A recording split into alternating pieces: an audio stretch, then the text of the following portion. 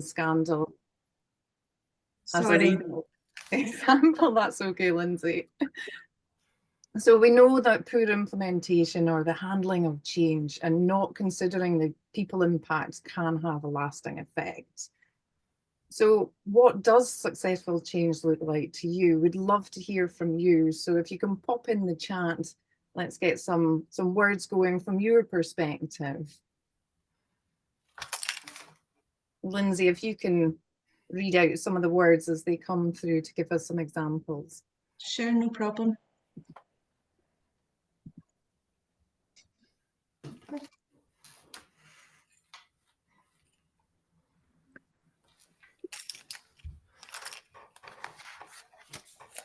So we've got opportunity, engagement, happy people from Sharon, good cooperation from Lana at Fife, creating the space for change from Chris, innovation from Sarah Smith, thank you Sarah, understanding and time for accepting. Yeah, that makes sense. So a lot of them have people focus, and that's really what we want to look at today. So in our conversation today, Wendy and Sarah are going to share their insights. We've worked with Wendy and Sarah and been happy to watch the change journey that Hanover has been going through recently.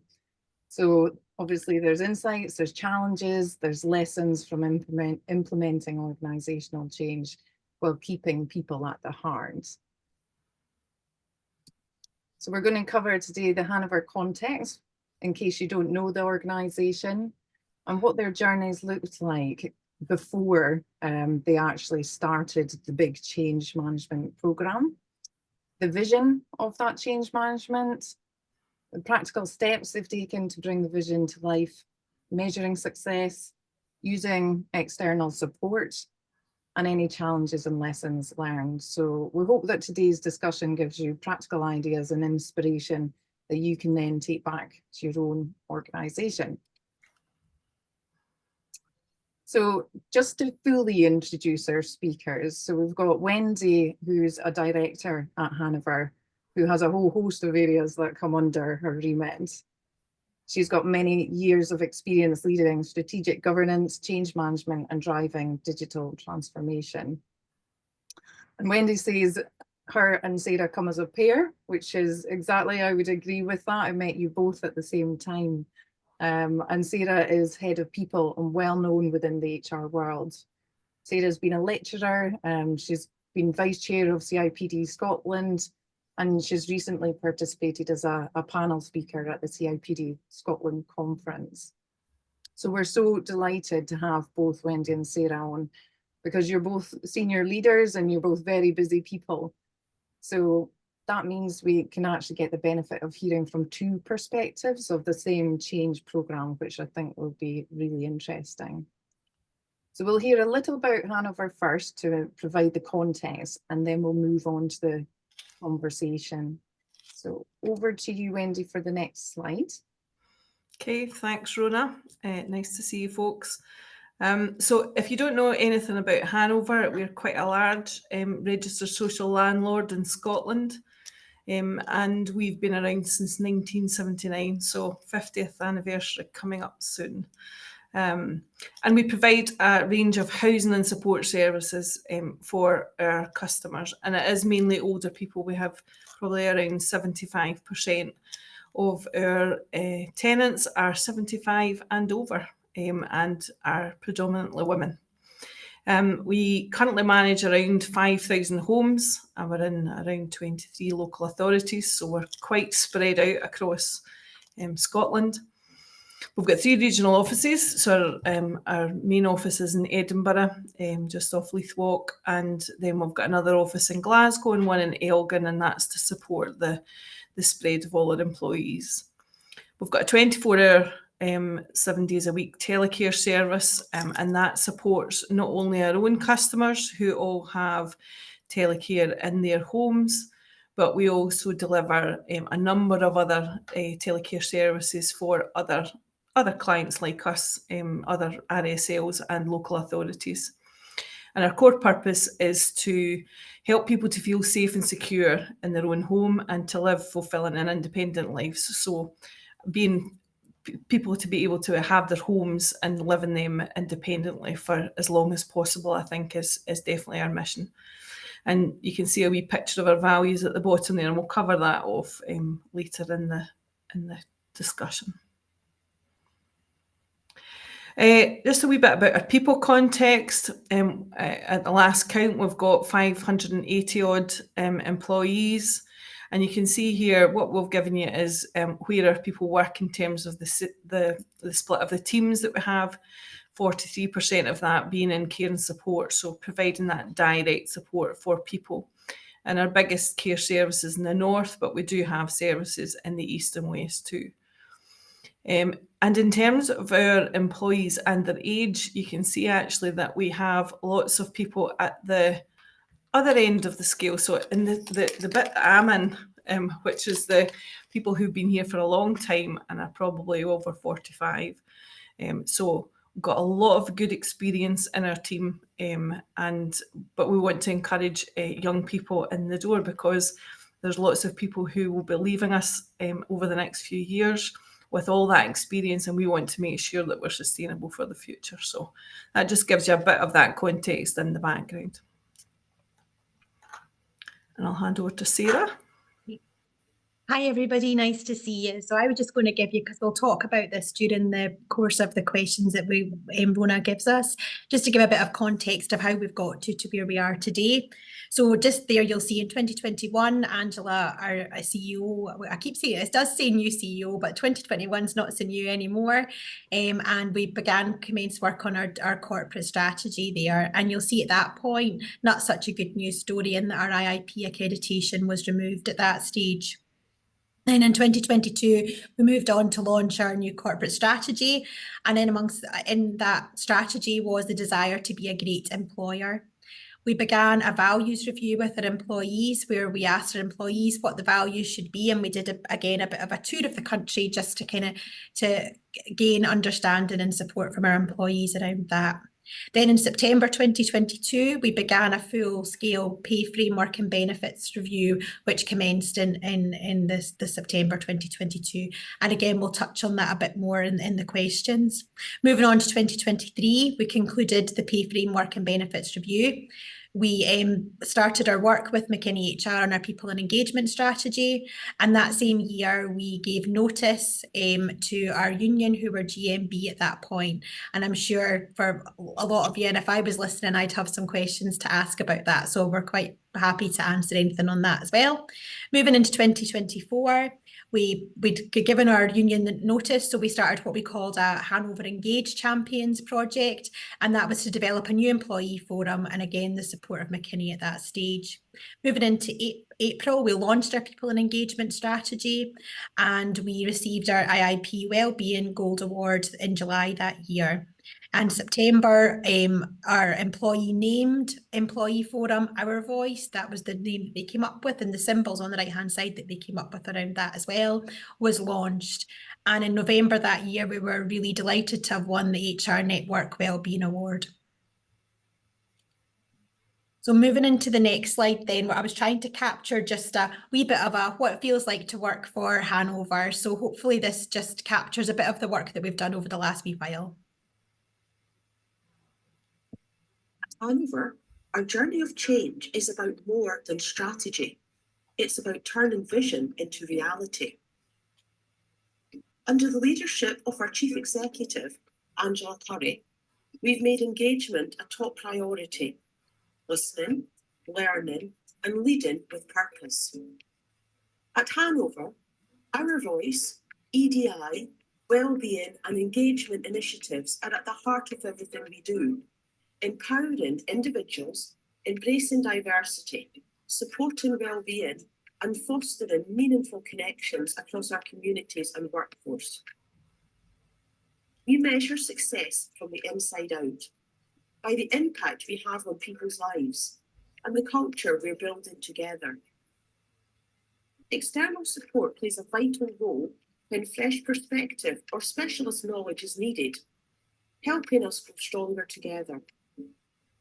Of course, no journey is without its challenges, but with a clear vision, a strong leadership team, and a shared commitment to change, we keep moving forward. Hanover, building a better future together.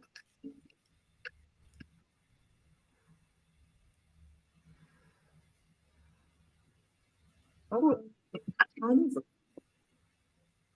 It's not that good you want to show it twice. And I just realised I'm wearing the same dress as I had on in that one as well. I don't think we would have noticed that. Well, I've pointed out now. It's a great video though, so thanks for sharing that with us. So yeah, we've got you both here together, so it's just brilliant. I've got so many questions for you, which, you know, we'll need to keep an eye on the time, but it's actually unusual to get such good chance to reflect and actually have a conversation. Sorry, I'm just rearranging my screen here. There we go. Now I can see you. So yeah, lots of questions for you. So I'm going to start with thinking about the actual vision, because you've kindly set the scene for us. You've given us the context, and Angela coming in and all these different change factors coming into play. But can you sum up, Wendy, what the vision for change was and what prompted you to start the journey?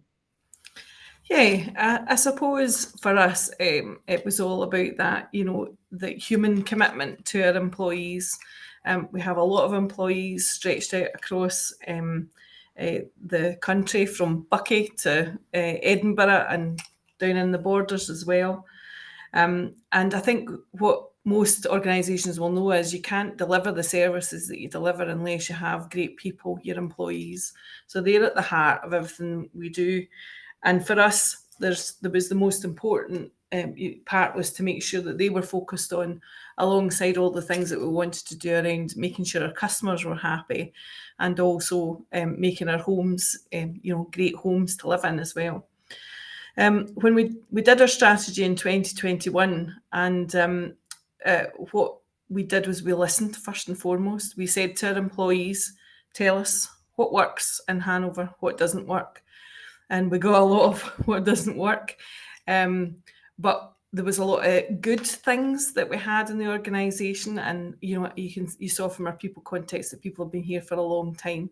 So lots of people willing to share, and probably a healthy dose of scepticism about whether we'd actually be able to change some of those things that we'd done. So as Sarah said in the journey piece, we said in our strategy document that we wanted to be a great employer. That was the one thing that came out. You know, people wanted to come to their work and to feel like this was a great place to work in. So that was the most important thing. So we were coming out of COVID at that time as well, and there was a great, you know, pressure on us to make sure that employees were nurtured back to work in terms of being working in the office as well. Our strategy contained a piece on we wanted to create a people and engagement strategy, and that was to make sure that, as well as listening to all the things that our staff said about the organisation, how we could do it better, but what could we do in terms of that strategy for our people and putting them at the heart of everything we do. So that was probably, you know, the main thing. And we recognise that we're part of a much bigger thing than Hanover too. We're part of the wider housing sector. We're part of the wider ecosystem around all the things that, you know, are involved in our organisation, from schools to suppliers to people. So so it was taking all that into consideration. But I suppose listening was the biggest thing. We also created our values as well, which were on that slide earlier, making sure that, you know, we've got people who have accountability, respect, a couple of other things in there as well. But, you know, that was what we created. Listening was a big part of it. So how did you communicate the vision to employees and create engagement? Yeah, so we went out, we asked people what they thought of our strategy. that we had created. So we laid that out in terms of that Hanover Engage piece. We went out to the different sections of the organisation and talked them through all the stuff that they had said to us and said, here is our strategy, here's what we want to do. And also we said to them, now we need to create the values that that's based on. So we did that. We had informal conversations as well.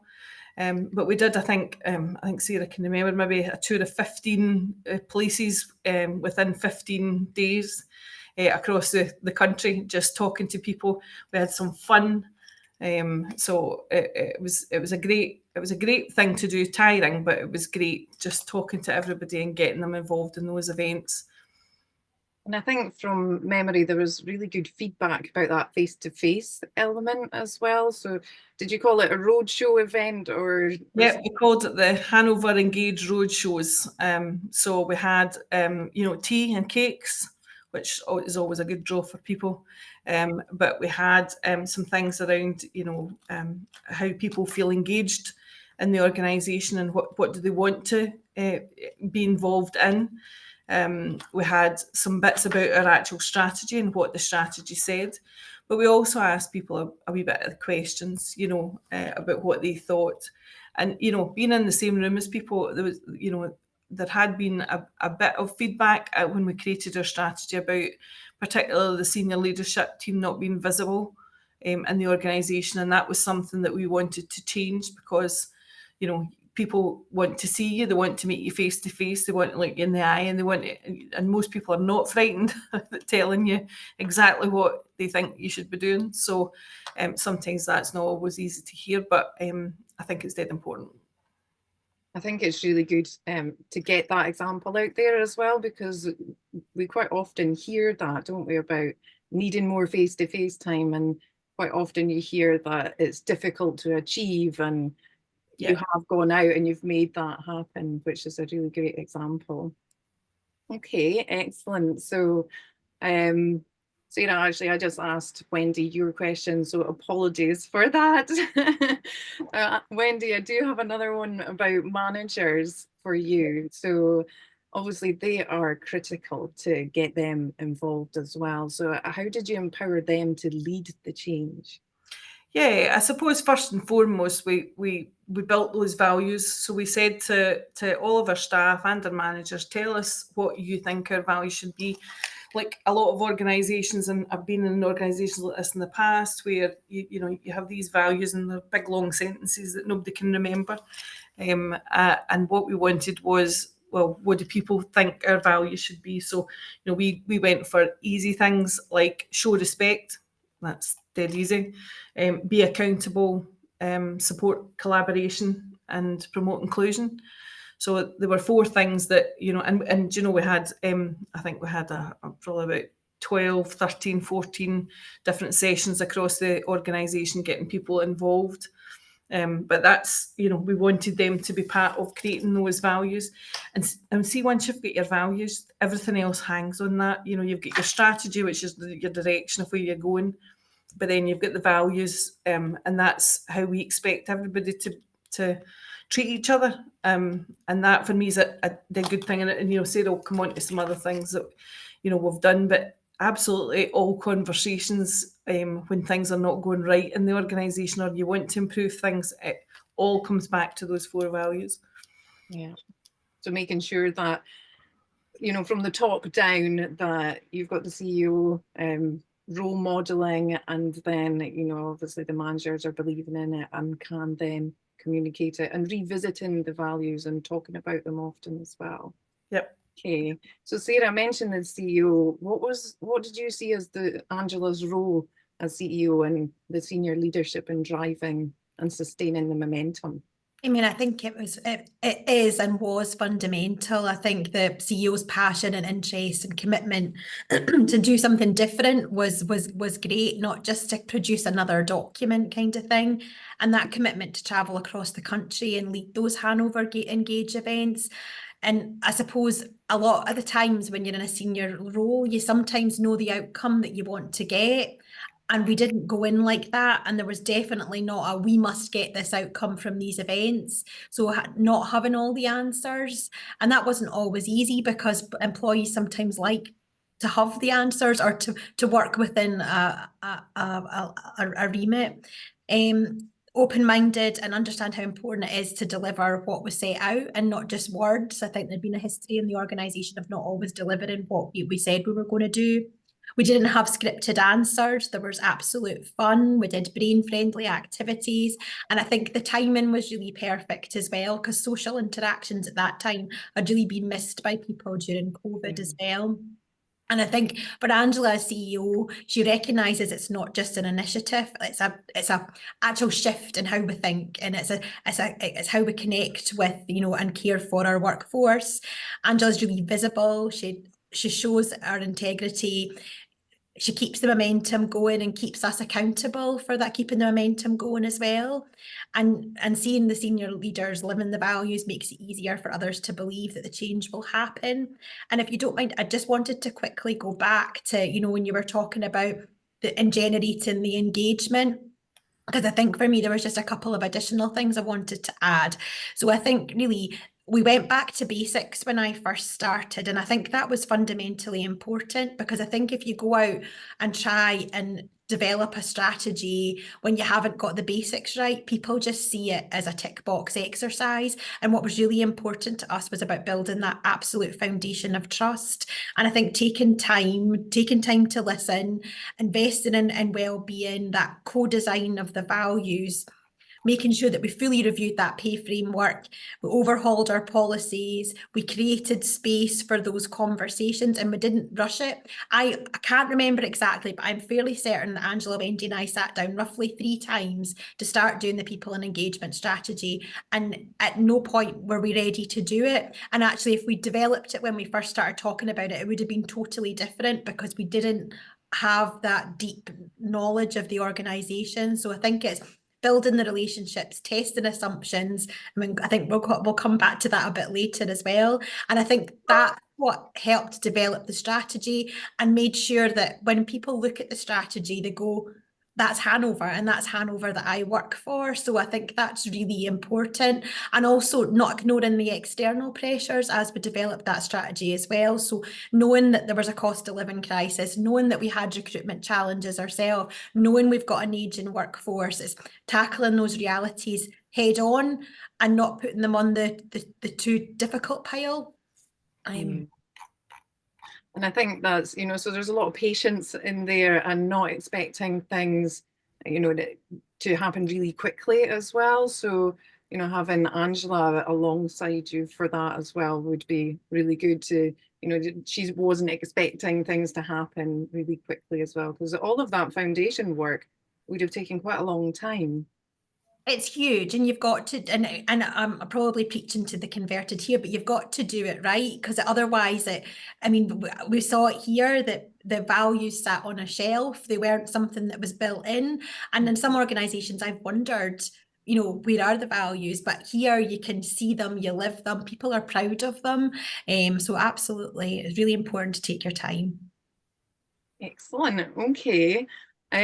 So you've had some awards. You mentioned about the HR network as well. You've also been put forward for CIH Scotland Housing Awards for Excellence in Learning and Development, and the Cherries, which I don't think has happened yet. So that's the Wellbeing in the Workplace. That's coming on. Yeah, that's right. That's brilliant. And recognition is always encouraging, but how do you measure the success of change beyond the external awards? Yeah, I mean, don't get me wrong, awards are lovely. And I think up until now, I probably wasn't a big fan of awards, if I'm being honest, because it felt a bit showy. And I was actually surprised by how much the teams were so proud of them, and the comments that we got, and the kind of working for an employer that's been recognised really goes a long way as well. So they're not the true measure, but they are nice to have. I suppose I'll talk about KPIs, of course I will, but success for us is about how people feel and how they behave. If we look back at where we were when we lost our IIP and we look at where we are at now, you can feel the difference. You can actually feel and see the difference. And so are people staying with us? Are they speaking up? Are they proud to work for Hanover? They're the kind of questions that we ask. We look at things like our retention rates, our participation in wellbeing and engagement events that we do. We've done our first employee satisfaction survey, although we've done other surveys, but this is our first annual one that we've done. In the Hanover Engage events, we actually did a physical engagement ladder on the floor. Okay. And we asked people where they were on that engagement ladder. And again, so we're measuring where people were at and where they're at now in terms of their engagement as well. We have really robust set of KPIs that keep my team and managers accountable for their people practices. We do exit interviews, end of probation surveys. We audit our one-to-ones and employee performance management to have coaching conversations with managers as well.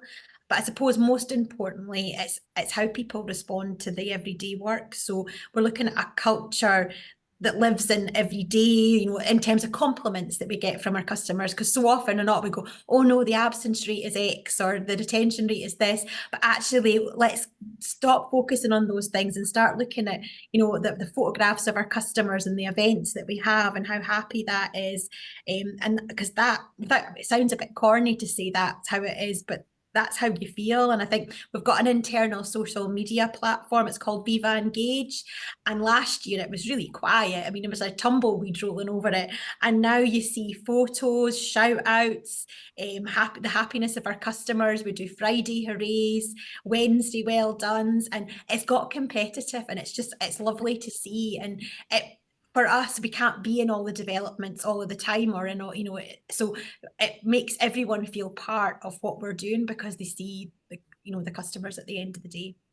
Yeah, that's really interesting actually, because I remember, Wendy, you saying to me quite near the start of the project, how do you measure culture? If you can come up and tell me how you measure culture easily, that would be great. And it's almost like it's a whole mix of things together, isn't it? I mean, you've just listed so many, Sarah. So there are some great examples for other organisations to pick one or two that would work for them. But you're looking at it all together, isn't it? And then the interaction, the feeling of the employees and the customers. That's brilliant. Okay. And it's the questions you ask as well, Rona. So it's not just asking confirmation questions, but asking real questions about how people feel and you know, and measuring that difference. I mean, in our satisfaction survey, whilst it's our first one, our annual one, we ask 3 questions each time so that we can measure engagement each time. So every time we do a survey, we'll always have 3 questions within it. Yeah. And it's good to have things that are easily measured. But Wendy, have you seen any visible signs in the organisation that you would say are signs of success? Yeah, I suppose it's the change in behaviours, and Sarah's mentioned a wee bit about that. But if you take our voice as an example, when we were back at the beginning of that journey, and you know, kind of were on that with us as we were trying to get champions, people who would step forward and be champions to lead us through the next phase. Now that we no longer had a union, we had to beg, borrow, and steal. I thought about bribing people, I have to say, before I started, but. Just recently, we've had a couple of people who have stepped down from our voice because of either health or for other reasons. And now we've actually got a waiting list of people that want to be involved, which is just magic. It's just really good to see. There's also other things around. We have a few groups. So we've got an EDI group and wellbeing initiatives. The step count challenge will be one that maybe some other organisations are doing at the moment. We've got double the number of teams this year than we had last year. So we've got 40, well, at last count anyway, it was like 47 or something, and last year with 23 teams. So people, you know, at the beginning didn't want to be involved because they thought, oh, what's the point? You know, are we really being listened to? Are things really that different in Hanover? But you can absolutely see that people are wanting to become involved. They're wanting to tell you about the things that they're doing. And even, you know, this is our second year of doing our Spotlight Awards, which are our employee awards. People, I think we've had something like, I think over 50 awards. How many? Can you remember, Sarah? Yeah, it's 47 nominations. Whereas last year we had 27. Yeah, so last year we had only 27, and this year we had, you know, those 47 across a range of categories. So it's not something you can completely put your finger on, but you can definitely see the change in people's behaviours. And that kind of stuff doesn't show up on a spreadsheet or a KPI, really. And let's not kid ourselves. It's not perfect in Hanover by any manner of means. But what we do get is we get more people telling us about what the issue is. So before, you would have got that kind of indifference of, well, what's the point in saying anything because I'm not really listened to. Whereas now what you get is you either get people who are really happy and are, you know, fighting the fight for Hanover, or you get people saying, well, you better fix this because this is what's got to be done going forward. And that's good because at least then, you know, if you know things are a problem, then you can actually fix it. But I think people do less of that moaning rather than putting things forward as a problem with a solution. Wow, that's fantastic. And yeah, all of that takes a long time to build, but it's almost like once it starts to get momentum, it sounds like it's just feeding into all the other little events that happen day to day throughout daily life in Hanover. So you've started with certain initiatives and then they're having knock-on effects. Yep, definitely. That's fantastic. Okay, so success factors, and obviously, you know, there's certain things that'll be in your mind, but what do you think has contributed most to the success of the programme? I suppose it's treating people like treating people. You know, my dad always said to me that, you know, you should always treat people the way you want to be treated yourself, Wendy, and then you'll go far. That was his basic answer, and he's totally right.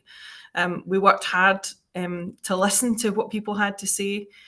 We didn't assume, and we still don't assume that we're getting it right. But I think, you know, just going to people, listening to what they're saying, and trying to go away and do something about it. I think, you know, not stuffing the worms back in the can, you know, or try to hide them when there are things that are wrong. It's about trying to do something about them. Now, you might not be able to do something about them right away, but, you know, what we'll do is we'll say, we'll listen to that. But, you know, we've got as Sarah said, we had to go back to the basics and get the basics right first. And, you know, we're just about to embark on our peer review phase 2. And that's because, you know, in the first round, we did things to fix all the basic stuff. And we said, you know, there's lots of things that we'd like to do as an employer in terms of pay and reward. But until we get all this other basic things right, we can't do it. So I suppose that was getting those basics right, made that foundation of trust better. Now, we've still got pockets where people are still sceptical.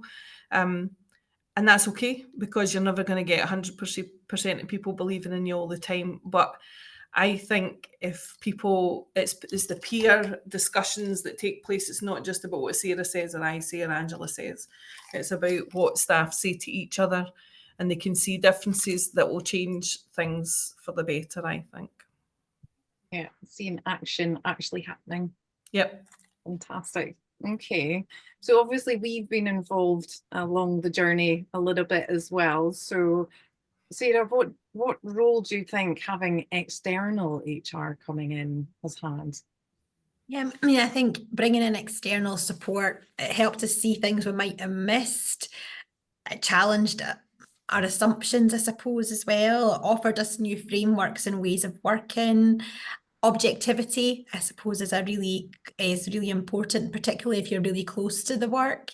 And from a regulatory perspective, which is what we work with, external views clearly matter as well.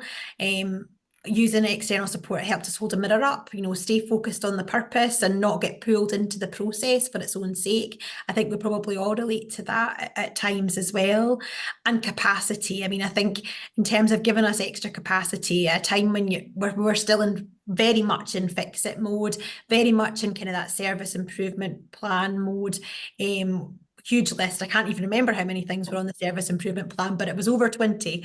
So there were still a lot of things to do. So I think it's getting the internal commitment. You absolutely need that. You can't just abdicate it to the external provider, but external insight, I think it helped us get further, probably faster than we thought, but in a more grounded and thoughtful way. And I suppose at the end of the day, we all know what it's like. We've all probably got a to-do list, and everybody likes to score the things off their to-do list. But this kind of work, this strategy development, this real people-focused stuff, is always the thing that slips down the to-do list when you've got operational challenges that come. So having that project plan and the provider that going ahead and their role is purely to deliver it really makes a difference. And Wendy and I had been in post for quite a relatively short time at that time as well. So sometimes because of that, you feel the need to respond and you want to answer the comments. So in some of the focus groups that you did for us, I know that I would have gone, oh, but that's not right. We did this and we did that or whatever. And that's not the purpose. And it's really difficult sometimes, particularly when you're Wendy and I were quite chatty and quite enthusiastic about things, to actually go, let's just listen. So I think the bigger picture there was really important from what you were able to help us with. Yeah, and I think the employees were really responsive as well, because there is a question sometimes about how employees will sense things or view things if it is an external person coming in, but actually they were open, shared a lot of information. So you're getting that true and honest feedback, which is really valuable as well. Yeah. Okay, excellent. So obviously things are, I think your video even said there's always challenges and bumps in the road as well. So Wendy, what's been your biggest learning point or surprise along the way? I think, and for people that know me, a project plan is always a great thing. And we're nothing if we're not structured. So I suppose, we didn't have that basis here. So that was one of the, kind of basics that we had to get right. And particularly when you were dealing with big projects like the peer review that had so many strands, because we were looking at flexi time, we were looking at annual leave, we were looking at the pay frameworks, we were looking at fleet cars, we were looking at a whole raft of different things. And if you've not got a great project plan, you can end up, going round in circles. So I think it was helping people and supporting people to know that a project plan can be a good thing. Without it having to feel like this, but sometimes people think you're doing a project plan and it's going to be like really hard and really difficult, and it's going to take up loads of time to fill in the project plan. But actually, if it's done right, you can do it really, really well. But just being a bit structured. So I think that's probably my first thing. Secondly, I would think that we shouldn't ever make assumptions. It's just because something doesn't, sounds right, you think, oh, that's probably right. It doesn't always mean what people want. And, Sarah and I laugh about the peer review that we did, because it was a big project and there was loads of strands and we did make assumptions and we didn't get it right all the time. The value of people's flexi time, or how people would feel about changing benefits in different ways. We thought, oh, that makes perfect sense to us, but we're not everybody. So I think it's being a bit agile in that, and that comes to project management as well, being agile and flexible enough to say, okay, this is what we set out to what we were doing, but things have changed, or what people are telling us is changing what we think. So how can we be a bit more agile and change things as we go along? And then I suppose, I think one of the surprises for me was around how people really value the awards that we get, and being told, you know, that, and we all know that we like to be told about we're doing a good job. But I suppose getting these awards, the external validation has been big for us. IIP Wellbeing was just one of those things where everybody was super happy about it. But, you know, just even as Sarah says, we've got these things where we do Friday hoorays and, you know, Wednesday high fives and all that kind of stuff. People just saying to people, do you know what, you've done a fantastic job, and we really, because you don't always reflect, do you? You don't always just look back and go, oh, there's all the great things that we've done. If you're like our organisation, which seems to be going at a million miles an hour some of the time, you tick the box and you go right on to the next thing. But we do have to do that, stop, reflect, and remember and tell people all the good things that they've done, because otherwise they will be on to the next big thing. So I think there's some of the bigger kind of learning points or surprises as we went along. Excellent. Okay. And obviously change is continuous. And Sarah, I can well believe that you've got more under your hat. So what's next for Hanover? Yeah, I mean, I think our voice started, and we're going to build the confidence of the Our Voice group. We want them strategically involved. We want them at the inception of things, and I know that Angela's really passionate about that.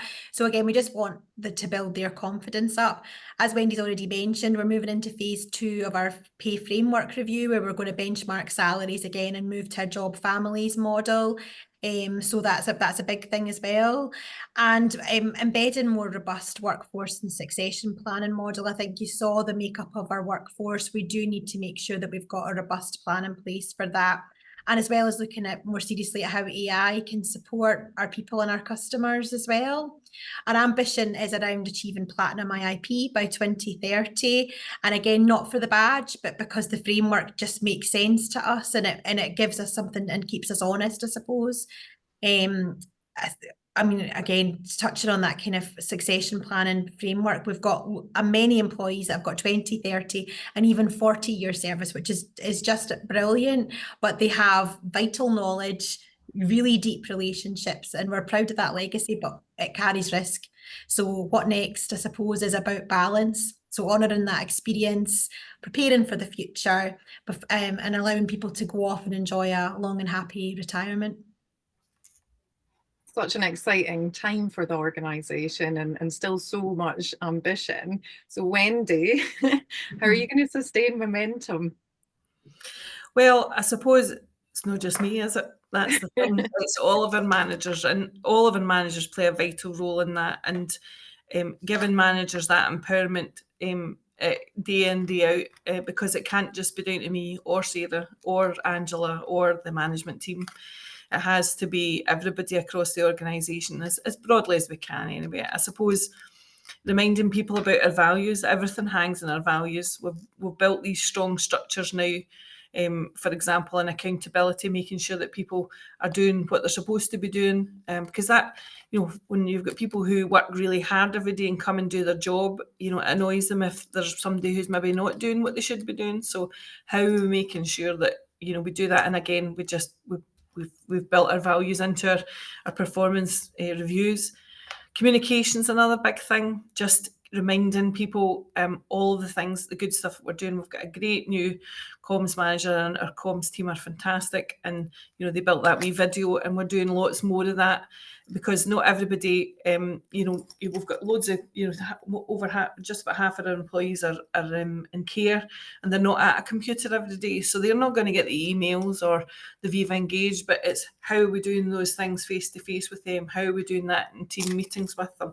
We've got visual boards in their developments, how are we making sure that we're communicating through those things. So there's all different strands to our communication, and I suppose just supporting our staff to be the best that they can be. If you've got great staff, you know, they just crack on with the job and they do it. And we're really blessed with some really great staff members. So for us, it's important that, you know, we continue to look at our reward and our recognition programme, what we want to do, so that, you know, as well as doing all the good stuff that we've been talking about, but we want people to stay with us because we're paying them well, the rewards are well, and they feel like they're really valued in Hanover. So that's just more of the same. Well, we'll be watching and here to support if you need us. But yeah, it's a fantastic story that you've shared of your journey so far. So thank you to both of you. I've made sure that we've got some time because I haven't seen the chat, but I've seen a few things popping up. So I think there's probably a number of questions. So what I'm going to do is just share the slides again. Just bear with me a second.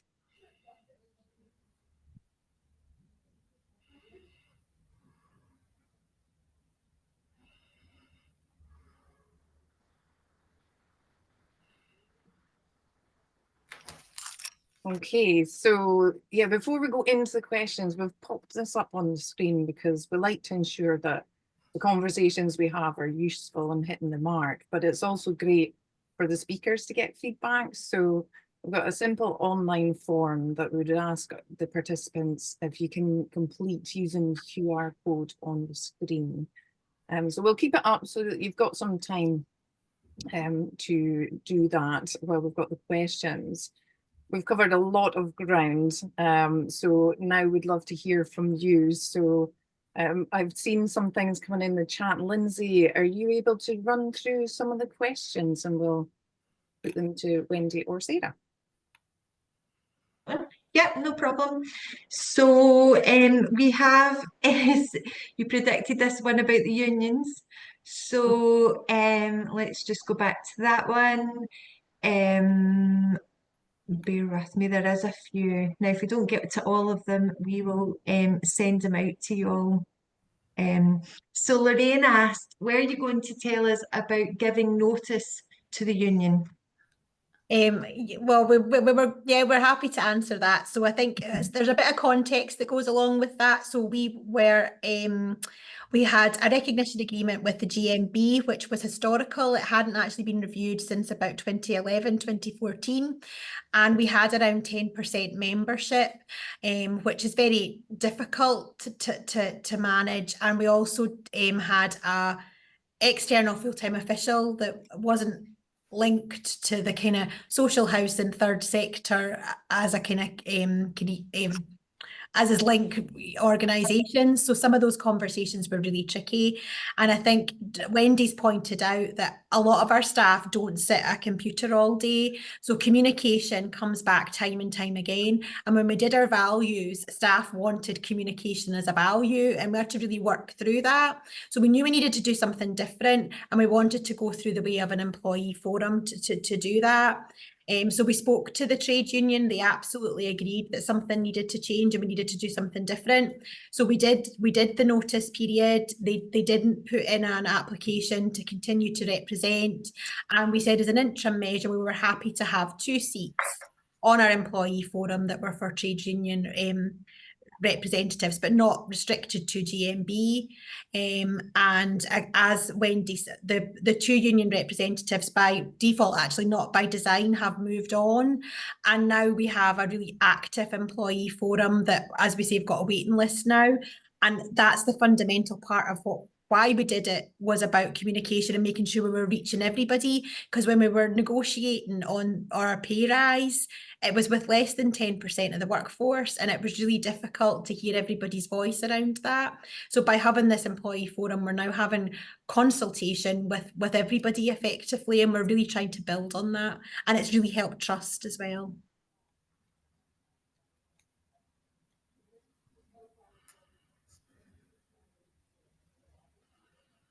Thanks, Sarah. Lindsay, is there anything else?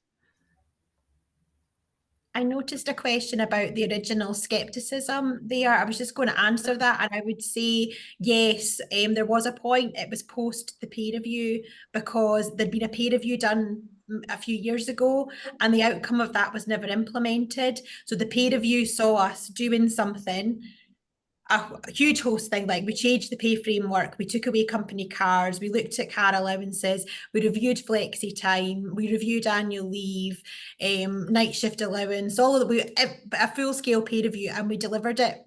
And it was really hard work and really difficult, but we delivered it, and that definitely was a turning point.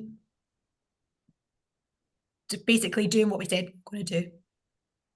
There's a couple of things on there about project management and performance management, if you're happy for me to answer them, Rona.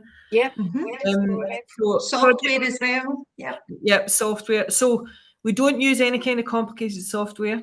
The project management toolkit that we started to use was developed in-house by my own team. And we've now got Mark II being developed by our business transformation lead as well. So it's based on Prince 2, but much, much simpler. And just trying to have a project outline, a project plan, making sure your milestones are set out at the beginning, because then at the end you can say, did I do that? I know that sounds really simple, but it is really simple. And I'm happy to share any of that we've got. Somebody asked something about performance management. Did we do any performance management as part of this?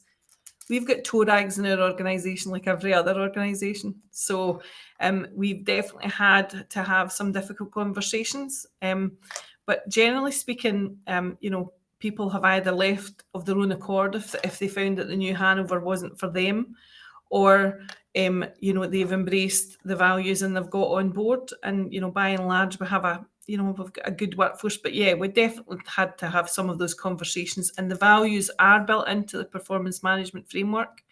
So we talk about how have you listened to the values, how have you demonstrated the values in the last month when we do our one-to-ones with our staff.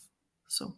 And I'd just add as well that we have a mandatory question in our interview questions around the values. In probation, we developed a scoring system, which I know a lot of people have moved away from, but the scoring system for probation is around values as well. Our one-to-ones, as Wendy said, and we have a behaviours framework, and we also have a leadership competency framework, and we have a whole section in our performance management framework that's linked to scoring against the leadership competency. Okay. I think there's one more question just around the employee forum. The employee forum's still in development. They're still in their early, they've just had their first year. So they're still developing their different methods for how they gather feedback from the rest of the staff, but it tends to be different groups by team. So you might have a representative from your assets team, for instance, and they would go out and seek the views of their own team. But they've been trying to do it in twos, because some of them are fairly new to maybe doing this kind of thing. So they've got their own team, and they've got a buddy that joins with them to help support them. So that's how we do that. And we've developed a tool as well for capturing feedback, because obviously some things we have to consult on because they're contractual changes. So we want to be able to evidence that full consultations happen. So it's things like, and it's the same as when we were talking about engagement in our Viva Engage. That didn't just happen overnight. We had to do a rota for managers so that each week a manager was remembering to post something. So there was a lot of hand-holding to get to where we wanted to be. It's a lot of commitment, isn't it? Yeah. Actually, on the managers, so Lorraine's asked, have you had feedback from your managers as to improvement they've seen? Yeah, well, I would say we did phase 1 of our leadership excellence program, which was our senior managers and our OMT group of managers, so department managers. We've just rolled out phase 2 of our leadership excellence program, which we're delivering internally, and we've had the launch sessions, and we've had a communication session, and there was excellent feedback last week just about feeling the difference, really appreciating the investment, and that this was just an ongoing commitment. So yep, that way, and also through our survey, because our survey tool is anonymous, but we can summarise it by manager, by department, by area of the organisation as well. So you start to see the difference, and I think managers feel more equipped now is one of the other bits of feedback as well. There's tools to support them. Yeah, and just on the survey tool, so you use Peachy Mondays. We do, yeah. And obviously there's other tools out there, but what is brilliant about these types of systems is the fact that you can drill down, you can go back anonymously. So you've got that now embedded in your ways of working, You which can go. is really good. This is the first time we've used the go back and ask questions. So in the free text, we can go back anonymously and ask further questions. And that was the first time. So there was definitely still a trust thing with that, because I got some feedback that said, you know, if you don't know who I am, how are you able to come back and ask the question? So it's just building up those reassurances, but it is absolutely brilliant to be able to go back and get as much detail as we can. And we're just in the middle of this week actually rolling out dashboards for the directors, so the directors can access their engagement survey information. So we're doing that on Friday. Yeah, and it is an investment, but I think you can also get your results at the click of a button. So you're able to action it. And when you're in such a big change program, then it's, you know, you're getting so much value from that investment. And I think that's the thing, is because we had a bit of a laugh, because we were talking about when are we going to get the analysis done for the survey, and you know, and actually the analysis gets done for you. So yes, there's an investment, but how great is it that you actually get that information just with the touch of a button? Yeah, it's fantastic. There was another question here. Can you share how your organisation is actively working to attract and recruit younger people into your workforce, especially within finance or other specialist roles? Yeah, we've got a younger persons forum that we launched during the last year, and one of our people partners is taking that forward. So we've got a whole raft of work being done with the younger people's forum, and also some of that is involved in, you know, getting them to support us on what feels different for them when it comes to recruitment, you know, to learning, getting all of their involvement so that they can help shape these types of activities. So I mean, Sarah's and my details will be available from this. If anybody wants to talk to us in more detail about any of that kind of stuff, we're more than happy to do that. We just there's an article out just now about the CIH professional commitment. So we signed up to that as well. So we had a short life working group that looked around the work that about professionalising the house and workforce. So that's been a really good in for us as well to do some work around that. Oh, well, we're already 2 minutes past 1. We've gone over our time, but it's just been brilliant. There's so much that we could pick your brains for. But I guess just to say a huge thank you once again to Wendy and Sarah for sharing your experience and insight so openly. I hope that everyone's found today's conversation useful and thought-provoking. And remember, I guess the key message is successful change. It's not just about ticking boxes. It's about creating a culture where people feel heard, supported, and empowered. So thanks again, ladies. Thanks very much. Thank you.